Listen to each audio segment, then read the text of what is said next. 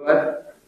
আপনারা সবাই জানেন, কাউকে অ্যাড্রেস করছি না, যে এটা এমন একটা দেশে আমরা বাস করি, এমন একটা সময় বাস করি যে এখন বিএনপির কোন নেত্রীকে নিয়ে প্রোগ্রাম, সেটা আসতে আমাদের নাগরিক সমাজের অনেকের মধ্যে অনেক দ্বিধা কাজ করে। আমার মনে আছে এখানে ফখরুল ভাই আছেন, যখন বেগম খালেদা জিয়া ছিলেন 2018 সনের আগে, তখন যখন ডিপ্লোমেটদের জন্য পার্টি করা হতো, ইফতার পার্টি, সেখানে আমাদের সুশীল সমাজের অনেকেই আসতেন, যাদের কেউ কেউ আওয়ামী লীগের সাথে খুব ঘনিষ্ঠ বলে মনে করেন, ওনারাও আসতেন। যাদের কোনো কথা বলা মাত্র বড় বড় পত্রিকায় ফার্স্ট পেজে হেডিং হয়, তাদের অনেকেই এসেছেন। তখন নাম নিচ্ছে, আমার ঘনিষ্ঠ অনেকে আছেন। আমি এবারে লক্ষ্য করলাম, এবার যখন বিএনপির দুঃসময়, যখন 2024 সনের একতরফা একটা ভুয়া নির্বাচনের পরে যখন বিপর্যস্ত অবস্থায় বিএনপি ইফতার পার্টির আয়োজন করলো, এবার কারো আসার সাহসই হয়। এমনকি আমাদের সুশীল সমাজের একজন অল্প ঘনিষ্ঠ, উনি দেখলাম জাতীয় পার্টির ইফতার পার্টির প্রোগ্রামে গেছেন, কিন্তু বিএনপি প্রোগ্রামে আসেনি। আমি কিন্তু আজকে এই প্রোগ্রামে আমি কিন্তু চাকরি করি, এখন আমি চাকরি করি, আমার বাচ্চারা আছে, কিন্তু আমি হচ্ছে আমি প্রোগ্রামটাতে যাবো। এই যে সবাই ভয় পায়, শুধুমাত্র এই জন্য হচ্ছে একটা কারণ, যে আমাদের এই সুবিধাবাদিতা রাজনীতিবিদদের মধ্যেও আছে, আমাদের নাগরিক সমাজের মধ্যেও আছে। এটা আমাদেরকে ত্যাগ করতে হবে। এটা বলার জন্য এখানে এসেছি। সবাই ভয় পায় দেখে, সবাই কেউ ভয় পায় না, এটা দেখাতে এসেছি। সেকেন্ড যে কারণে এসেছি, সেটা হচ্ছে বেগম খালেদা জিয়ার প্রতি আমার ব্যক্তিগত শ্রদ্ধাবোধ। আমি কোনোদিন বিএনপির কোনো কিছুর সাথে ইনভলভ ছিলাম না। বিএনপি 2 বার ক্ষমতায় ছিল। আমাদের জমিরুদ্দিন সরকার আঙ্কেল আছেন, ওনার ছেলে আমার স্টুডেন্ট ছিল। আমাকে কোনোদিন কেউ বলতে পারবে না বিএনপির 2 বার ক্ষমতাকালে কোনোদিন বিএনপির কোন মিনিস্টারের সাথে আমি দেখা করেছি, নেভার। তারা প্রত্যেকে পার্সোনালি আমার প্রচন্ড ক্লোজ ছিলেন। বিপদ আমি সাংবাদিক ছিলাম, আব্দুল্লাহ শিকদার ভাই জানেন, মান্নান ভুইয়া, ডক্টর খন্দকার মোশাররফ হোসেন, সালাম তালুকদার, ওনারা আমার এত ক্লোজ ছিলেন। মান্নান ভুইয়া গাড়ি ছিল, উনি গাড়িতে করে আমাকে সাবাক নামিয়ে দিতেন মাঝে মাঝে যখন সাংবাদিকতা করতাম। তো আমি কিন্তু কোনোদিন কখনো, বিএনপি 2 টার্মে ক্ষমতায় ছিল, কোনোদিন কোন মিনিস্টারের অফিসে বাসায় কোনোদিন কখনো যাইনি। কিন্তু আমি আজকে প্রোগ্রামে এসেছি, সেটা হচ্ছে আমার বেগম জিয়ার প্রতি ব্যক্তিগত শ্রদ্ধাবোধ। এটার মধ্যে কোনো ভান ভনিতা নাই। আপনারা দেখেছেন, আমি টেলিভিশনে সবসময় বলি যে প্রেসিডেন্ট জিয়াউর রহমানের প্রতি আমার শ্রদ্ধাবোধ, বেগম জিয়ার প্রতি আমার শ্রদ্ধাবোধ। আমার এই শ্রদ্ধাবোধের জন্ম কোনো সুবিধাবাদের কারণে না। আমরা যখন ছাত্র ছিলাম, প্রচন্ড ভাবে চাইতাম এরশাদের পতন হোক। তখন আমরা 2 নেত্রীকে পাশাপাশি দেখেছিলাম। একজন যারা নির্বাচনে যাবে তারা জাতীয় বেঈমান বলে কয়েকদিন পরে নির্বাচনে গেছেন, আরেকজন সংসদে একা বাইরে থেকেছেন। তখন কিন্তু জামাতও গেছে ইলেকশনে 86 এর, আপনাদের বলা উচিত না। 86 এ জামাত, জাতীয় পার্টি, আওয়ামী লীগ সবাই ইলেকশনে গেছে। তখন বেগম জিয়া যখন 88 এর দিকে আন্দোলনটা একদম পড়ে যায়, আমি তখন বিচিত্রা রিপোর্টার, 88, 89, তখন ওনারা কর্মসূচি করতেন, যে বিমান অফিস ঘেরাও কর্মসূচি, মতিঝিল কেন্দ্রিক অনেক কর্মসূচি থাকতো। আমি জানি না, হয়তো খোকন ভাই, মিলন ভাই আপনারা তখন উপস্থিত থাকতেন, আপনারা জানেন, আলম ভাই আছেন।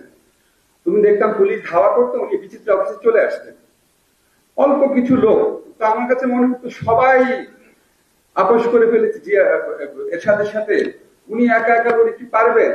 মানে একটু মায়াই লাগতো আসলে। খুব ঘর্মাক্ত অবস্থায় ছুটে পুলিশের তারা খেয়ে এখানে আসতেন, তারপর আবার কর্মসূচি দিতেন, আবার সবাই সব আন্দোলন বন্ধ করে দিচ্ছে, উনি একা করতেন।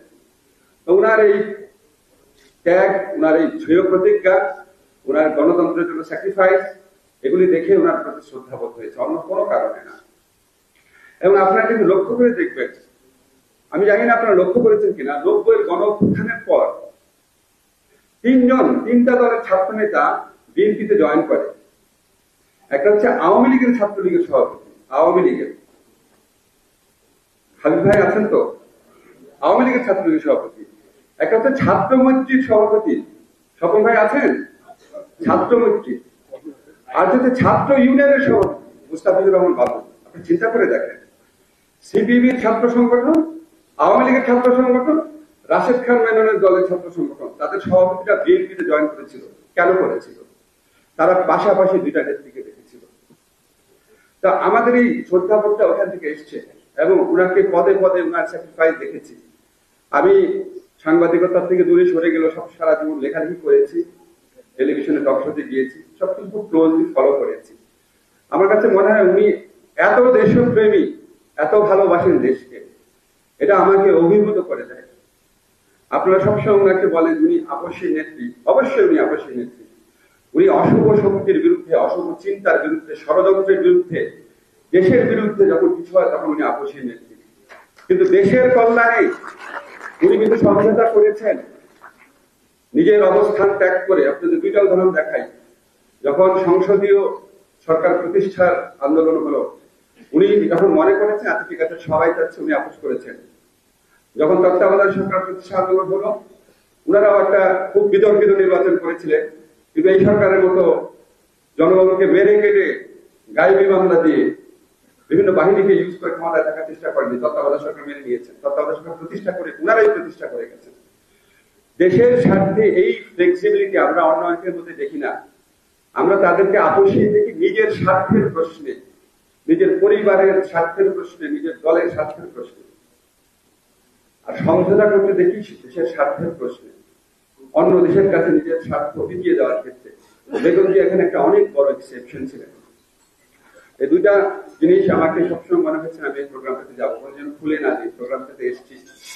আমি বইটা দেখেছি, বইটা দেখে আমার খুব ভালো লেগেছে। আমি ইংরেজি যখন হয়েছিল এখানে পাবলিকেশন ছিলাম ওখানে, সেখানে আমি অল্প কিছুক্ষণ বক্তব্য রেখেছিলাম। পরে আমি দেখলাম একটা প্রায় 20 লক্ষ লোক দেখেছি একটা ক্লিপসে। মানে কত লোক, এটা আমার কথার জন্য আমি তো অনেক কিছুই বলি, 20 লক্ষ লোক তো দেখে নেয়। উনাকে নিয়ে বলেছি ওটা কেন দেখেছে, ওনার জন্য দেখেছে। তো তারপর আমি বাংলা অনুবাদটা দেখলাম। আমি বইটা নিয়ে আলোচনা করবো না, সেখানে বইটা প্রসঙ্গে আমি অনেক কিছু বলেছিলাম। তবে আপনারা একটা জিনিস মনে রাখবেন, আপনাদের সবার মাহফুজুল্লাহ ভাইয়ের প্রতি কৃতজ্ঞ থাকা উচিত, বাংলাদেশের মানুষের কৃতজ্ঞ থাকা উচিত। বাংলাদেশে, স্বাধীন বাংলাদেশে এর চেয়ে বেটার কোন জীবনী গ্রন্থ লেখা হয় নাই। আপনারা খেয়াল করে দেখবেন এই বই যে গ্রন্থপঞ্জি আছে সেটা মাত্র 2 পৃষ্ঠার। কারণ বেগম জিয়ার উপর অনেক বই লেখা হয় নাই, অনেক ফিচার লেখা হয় নাই, ঠিক আছে। যখন ইংরেজি অনুষ্ঠানটা হচ্ছিল, একটা ছোট্ট ঘটনা বলি। ইংরেজি অনুষ্ঠানটা হওয়ার সময় বিএনপির একজন নেতা, উপদেষ্টা টাইপের, উনি আবার দেখলাম খুব আপত্তি করছিল। উনি, আমি এগুলি বইটা প্রশংসা করার পর উনি আমাকে ডেকে এখানে বসেছিল, আমাকে পাশে বসালো, বলে আমিও তো অনেক কিছু লিখেছি ওরা সম্পর্কে, একটা বই দুই এরকম। বইটা বের করে দিল, খুব ছোট বই। যাই হোক, ওইটার তুলনায় এটা কোনো রিসার্চের কোনো কম্পারিজন হয় না। তোমার ঘটনাটা কেন তুললাম, তার 1 মাস পরে দেখুন উনি আওয়ামী লীগে জয়েন করেছেন। তো উনি যিনি আওয়ামী লীগে জয়েন করেন 1 মাস পরে, তিনি কি বই লিখতে পারেন বুঝতেই পারেন। বইটা লিখেছিল হয়তো কোনো একটা বড় পদ পাওয়ার জন্য, এটা আমি ধরে নিয়েছি। মাহফুজুল্লাহ ভাইরা এরকম মানুষ ছিল না, আমরা এরকম মানুষ না। আমরা আমাদের বিশ্বাস স্বার্থ থেকে লিখি। মাহফুজুল্লাহ ভাই বইটা যখন লিখেছেন 2 পৃষ্ঠার গ্রন্থপঞ্জি, খেয়াল করে দেখেন। কিন্তু আপনি যদি ফুটনোট দেখেন, উনি 20 বছরের পত্রিকা রিসার্চ করেছেন, কমপক্ষে 20 বছরে, 1986 থেকে 2006। এরপরও দু একটা, এর আগেরও দু একটা বিচিত্র, একটা 1981 সালের বিচিত্র রেফারেন্সও আছে। এত থরো রিসার্চ করে বইটা করেছেন। এটা একটা অমূল্য সম্পদ, শুধু বেগম জিয়ার জীবনী হিসাবে না, বাংলাদেশের গণতান্ত্রিক আন্দোলনের জীবনী হিসাবে এটা একটা অমূল্য। আমি মনে করি এই বইটা আরো অনেক আগে অনুবাদ হওয়া উচিত ছিল। বইটা অনুবাদ করতে 6 বছর কেন লাগলো, এটা যারা আছেন তাদেরকে জিজ্ঞেস করে গেলাম। কেন জিজ্ঞেস করলাম জানেন? কারণ আমার কাছে সবসময় মনে হয় আজকে যে দেশের মানুষের ভোটাধিকার নাই, আমাদের স্বাধীনতা সার্বভৌমত্ব বিপর্যস্ত, আমরা একটা পরাজিত মানুষের মতো জীবন যাপন করি, মন খারাপ করে থাকি, বহু মানুষ হতাশ হয়। আমি যখন বাজারে যাই, সাধারণ মানুষজন আমাকে এমন সব কথা বলে, খুব দুঃখ লাগে তখন। জানেন, এমন কথাও বলে যে স্যার, একটা গ্রুপের নাম বলো, ধরে বদমাইশ গ্রুপ, যারা ব্যাংক লুটপাট করেছে, বলে এরা টাকা চুরি করলি কর, দেশে কিছু শিল্প কারখানা কর, তাহলে তো আমরা চাকরি পাই। টাকাটা বিদেশে না সেখানে মাছ বিক্রি করে দেশে, বলে কিছু কথা। তো মনে হয় এত এত এত মানুষের প্রয়োজন, এত মানুষের হতাশা, এত কিছু আছে। তারপরে এই আন্দোলনটাকে একটা যৌক্তিক জায়গায় আপনাদের কাছে তো সবাই প্রশ্ন করে নিতে পারেনি কেন?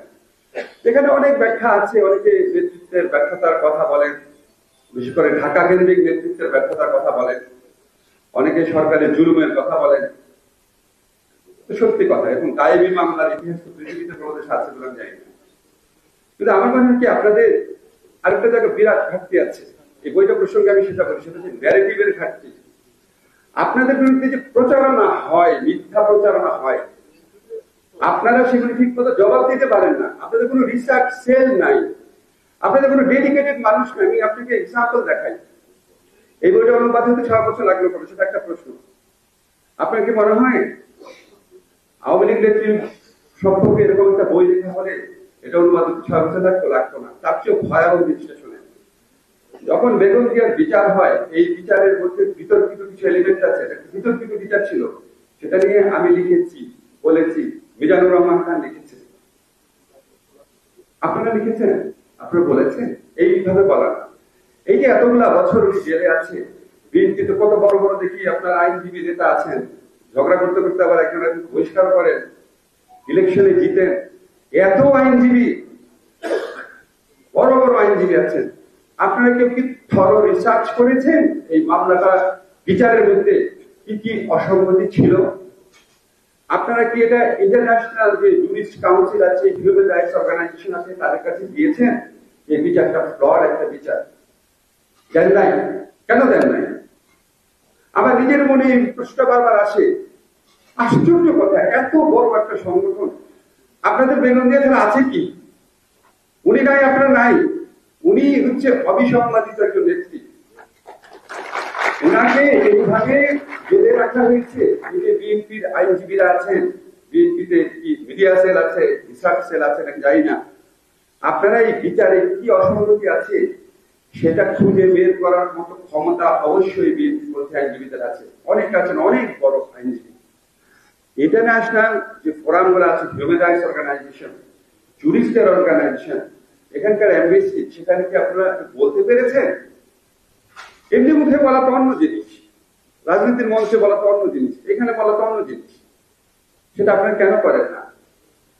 আমি দেখলাম কয়েকদিন আগে বিএনপির ওয়েবসাইটে, 2 দিন আগে বা হয়তো গতকাল, আপনি একটা ভিডিও আপলোড করেছেন যে যখন ওখানে আওয়ামী লীগ নেত্রী একটা ইন্টারভিউ দিচ্ছেন, ওনাকে আবেদ খান প্রশ্ন করেছেন আপনারা জামাতের সাথে গিয়ে আন্দোলন করলেন কেন? উনি কি উত্তরটা দিয়েছে জানেন? স্ট্রেট বলেছে, মানুষের ভোটাধিকার প্রতিষ্ঠা করার জন্য আন্দোলনে গেছি জামাতের সাথে, অস্বীকার করেন। এবং উনি বলেছেন আওয়ামী লীগ তার আদর্শ থেকে বিচ্যুত হয় নাই। সহজ কথা। এর আগে একটা পত্রিকা দেখেছি, উনি বলেছেন যে উনি শুধু আওয়ামী লীগের নেত্রী না, সকল বিরোধী দলের নেত্রী। বিরোধী দল বলতে জামাতকেও বুঝিয়েছেন। নিজামীকে পাশে নিয়ে উনি সংসদ থেকে পদত্যাগ করেছেন, সাংবাদিক সম্মেলন করেছেন। আপনাদের বিরুদ্ধে এই যে নিরন্তর প্রচারণা হয় বিএনপি জামাত, কথা বলি বিএনপি জামাত, বিএনপি জামাত, আপনারা কোনোদিন এই জিনিসগুলা ডকুমেন্টেড করে সাথে সাথে বলতে পেরেছেন যে আওয়ামী লীগ জামাতের বিরুদ্ধে আমাদের উঠে দাঁড়াতে হবে, আওয়ামী লীগ জামাতের বিরুদ্ধে লড়তে হবে? ওরা তো আপনাদের চেয়ে বেশি জামাতের সাথে গেছে, যায় নাই? ওদের রাষ্ট্রপতি পদপ্রার্থী গোলাম আজমের পা ছুঁয়ে সালাম করে নাই, একসাথে সংসদ থেকে পদত্যাগ করে নাই, একসাথে এর সাথে সাথে কিছু যায় নাই। এই নেগেটিভ গুলা কি আপনারা স্ট্রংলি বাংলাদেশের সাধারণ মানুষ কিছু বলতে পেরেছেন? বাংলাদেশে বিএনপি জামাত ইকুয়েটেড হয়ে গেছে কেন? বিএনপি জামাত গোষ্ঠীর বিরুদ্ধে উঠে দাঁড়াতে হবে। আপনারা কি এটা কাউন্টার ন্যারেটিভ তৈরি করতে পেরেছেন? ওই ভিডিওটা পরশুদিন আপলোড হয়েছে কেন? 1996 এর ভিডিওটা বিএনপির ওয়েবসাইটে পরশুদিন আপলোড হয়েছে কেন? সবই তো পাওয়া যায়, আপনাদের ওয়েবসাইটে গেলে একটু পাওয়া যায় না কেন? আপনারা কিন্তু চিন্তা করে দেখেছেন, একটা দল মানে কিছু জনসভায় ভাষণ দেওয়া, লোক জমায়েত করা, মানুষকে সংগঠিত করা না? এখন তো ন্যারেটিভের যুগ, বয়ানের যুগ। ওই বয়ানের বিরুদ্ধে শক্ত বয়ান, সত্যি বয়ান তৈরি করেছেন। আমি মাঝে মাঝে দেখি যে আবার খুব দুঃখ লাগে যে অন্য পক্ষ থেকে প্রশ্ন তোলা হয় যে 1971 সালে বেগম জিয়া কোথায় ছিলেন। তাই এই প্রশ্ন আপনারা তুলতে পারেন না? 1971 সালে আপনি কোথায় ছিলেন? কেন তুলেন না? আমি আশ্চর্য লাগে, কেন তুলেন না? এত জঘন্য মিথ্যাচার, এত জঘন্য অপপ্রচার হয়, এটার উত্তর দেওয়ারও একটা নৈতিক অনুভব করেন না? বিচ্ছিন্নভাবে দেন, বিচ্ছিন্নভাবে দিয়ে শহীদুদ্দিন রানী জেলেও গেছে, এর তো কোনো মূল্য নাই। আপনাদের রিসার্চ সেল কই? আপনার ওয়েব পেজটা কই? আপনি বলেন যে আচ্ছা আমার তো নিউজ প্রচার করে না সরকারি জনমাধ্যম, আপনি তো বিএনপি টিভি নামে একটা অনলাইন টিভি করেন না, সমস্যা কি? নামই দেন বিএনপি টিভি, শক্তিশালী ভাবে করেন না। আপনাদের কি লোক কম আছে? আমি তো সামান্য মানুষ, কালে ভদ্রে আমি ফেসবুকে স্ট্যাটাস দিই, আমার 1 মিলিয়ন ফলোয়ার আছে। আপনাদের দলের কয় মিলিয়ন ফলোয়ার আছে? এই প্রশ্নটা রেখে গেলাম। এখন আপনার এই জিনিসগুলো আপনারা বিবেচনা করে আমি বারবার বলি, দেখেন এই যুগটা হচ্ছে প্রচারণার যুগ, শুধু দেশে না গ্লোবালিও। দেখেন প্যালেস্টাইনে হামলা চালাচ্ছে, ইসরায়েলের প্রচারণা আছে কিন্তু যে আমরা হামলা চালাচ্ছি না, আমরা আত্মরক্ষা করছি। কন্টিনিউয়াসলি এটা বলে যায়, কন্টিনিউয়াসলি। আমেরিকা আপনার ইরাকে বোমা মারলো, আফগানিস্তানে বোমা মারলো, কন্টিনিউয়াসলি একটা ন্যারেটিভ তৈরি করে গেল যে ওখানে কি রাসায়নিক বোমা আছে, ওখানে এই আছে। আপনাদের ন্যারেটিভ কোথায়? সত্যি ন্যারেটিভ, নিজেকে ডিফেন্ড করার ন্যারেটিভ। আপনাদের রিসার্চ সেল কই? আপনাদের অনেকে আছে আমি দেখি, মানে ভাব দেখলে মনে হয় কি যে লন্ডন থেকে একটা ফোন পেয়েছে, উনি একটু বড় নেতা হয়ে গেছে, কিছুদিন পরে উনি মন্ত্রী হয়ে যাবে। মানে ভাবটা হচ্ছে নিজের স্বার্থ চিন্তা। আরে বেগম জিয়া কি নিজের স্বার্থ চিন্তা করে রাজনীতি করেছিলেন? কি বেগম জিয়া রাজনীতি করেন? আমরা তো দূর থেকে দেখেছি, উনি যখন এরশাদের বিরুদ্ধে আন্দোলন করেছেন, উনি স্বার্থ চিন্তা করেছিলেন, তা তো উনি আগেই আপোষ করতে পারবেন। উনি যখন আপনার 111 গভর্নমেন্ট ছিল, ওইটার সাথে তো প্রথম আপোষ করতে তো ওনার কাছেই গিয়েছিল, করেছেন?